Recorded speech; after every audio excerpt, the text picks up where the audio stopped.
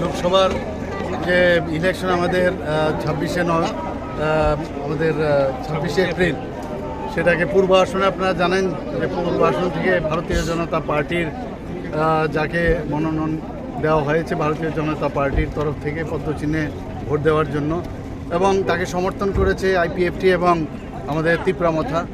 তো আজকে এখানে আমরা র্যালি করলাম কাঞ্চনপুর এলাকায়।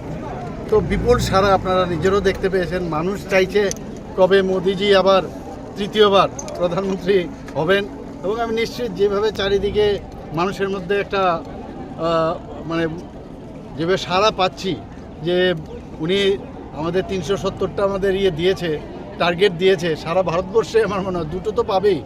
এবং গত বছরের তুলনায় আমাদের 2019-এ যে ভোট আমরা ভোট পেয়েছিলাম তার থেকে অনেক বেশি সংখ্যক আমরা ভোট পাবো, সেটা বোঝা যাচ্ছে। এখন কম্পিটিশন চলছে। আমরা পশ্চিম আসনেও আমাদের প্রাক্তন মুখ্যমন্ত্রী এবং রাজ্যসভার সদস্য বিপ্লব কুমার দেবজিকে মনোনয়ন দেওয়া হয়েছে, এবং দুটোর মধ্যে কম্পিটিশন হচ্ছে এখন কে কোনটাতে বেশি পাবে, এবং ভালো হেলদি কম্পিটিশন চলছে।